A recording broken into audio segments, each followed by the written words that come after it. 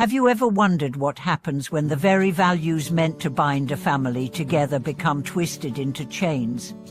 Have you ever questioned whether the judgments passed down through generations might carry hidden lessons about justice and compassion? Welcome back to the channel, everyone. I'm your host, and today we explore the haunting tale of the 5 siblings and a family code that declared unfilial behavior as the greatest sin of all. In this video, we'll examine 2 pivotal themes. First, how rigid family law warped the hearts of those it sought to protect. And second, how the wheel of karma spun its own redemptive patterns when the siblings faced the consequences of their choices. Through dramatic retellings and thoughtful reflections, we'll trace how each brother and sister grappled with loyalty, betrayal, and the invisible debts passed down from their ancestors. You'll hear how a father's unyielding decree ignited fear and obedience in equal measure, how a mother's quiet grief sowed seeds of rebellion, and how the siblings' journeys toward understanding ultimately revealed the true nature of filial piety. Along the way, I share guiding questions to help you examine the legacies you carry and practical practices to transform inherited judgments into compassionate wisdom. Now, let's step into this complex family drama and discover how unfilial acts, once deemed unforgivable, proved to be the very catalysts for healing and liberation. In a remote valley, nestled between mist-shrouded hills, lived a patriarch who believed that absolute obedience was the cornerstone of virtue.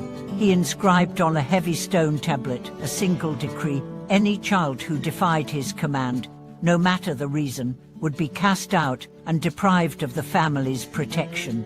He believed this uncompromising stance would preserve harmony. Instead, it sowed seeds of fear that grew into festering wounds. The eldest brother, Jun, was a dutiful son who never questioned the decree until love led him to protect a friend the patriarch had denounced. Jun's secret generosity toward the outcast friend eventually surfaced, and he was exiled under the very law he had upheld solemn life for years. Stripped of home and inheritance, he wandered through towns where he faced hunger and hardship. Yet it was during these trials that he discovered genuine compassion from strangers, taught by a humble merchant who himself had once been shamed. Through this kindness, Jun learned that true filial devotion extends beyond blind obedience. It arises from a heart willing to act with integrity, even when doing so means standing apart. Meanwhile, the second sister, Mai, sank into silent despair. She had complied outwardly with every command, yet her spirit withered under the weight of rigid expectations. One night, haunted by dreams of her ancestors weeping, she fled to the old family shrine deep in the woods. There she encountered an elderly monk who offered her water and a listening ear rather than rebuke. In his tranquil presence, Mai wept for the years she had lost to fear. The monk spoke of karma not as punishment, but as reflection, like ripples in a pond. Actions circle back until they are understood and released. Through his guidance, Mai vowed to honor her lineage by nurturing compassion within herself and others, rather than perpetuating a law that denied mercy. The third sibling, Lian, reacted with outright rebellion. He publicly challenged the patriarch, accusing him of cruelty and injustice. His words struck like thunder, shaking the patriarch's authority. As a result, Lian was disowned, his name erased from the family records. In the wilderness of his exile, he discovered a traveling troupe whose songs and dances celebrated both light and shadow. Among them, he learned that confrontation can be sacred when it clears the air for truth to emerge. His performances became a living commentary on the dangers of unchecked power, drawing audiences who found courage in his defiance. Through art, Lan transformed his exile into a platform for collective awakening, proving that confrontation, when guided by compassion, can restore balance where oppression once reigned. The fourth child, Ying, took a different path. She retreated into herself, convinced that silence was the only safe response. Years passed, and her vow of secrecy stifled her voice. Yet one evening, during a violent storm, she rushed into her village chapel to escape the wind. There she met a blind singer whose luminous songs spoke of loss and renewal. Without words, Yin wept as she listened, feeling the composer's heartbreak mirrored in her own. The singer reached out, placing her hand gently on Ying's arm, and in that simple touch, Yin tasted the healing power of shared vulnerability. She realized that silence, too, can be an act of fear or an act of love. Only when offered from an open heart does it become a bridge rather than a barrier. Finally, the younger sibling, Hua, appeared to embrace the patriarch's decree with conflicting devotion. She enforced it strictly on her own children, convinced that discipline would safeguard their future.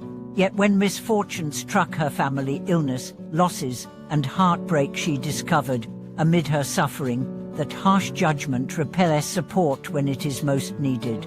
Through the empathy of neighbors who cared for her children, Hua understood that compassion must temper any law, however well-intentioned. She too laid down the old stone tablet and replaced it with a new marker engraved simply with the words, "Kindness above all." As these stories intertwine, the threads of karma reveal themselves.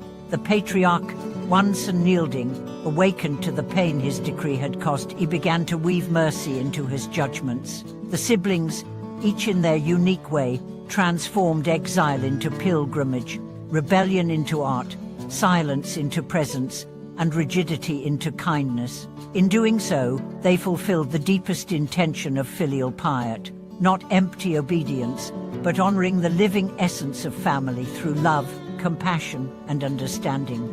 In the years that followed the siblings' transformations, the valley itself seemed to breathe a new vitality.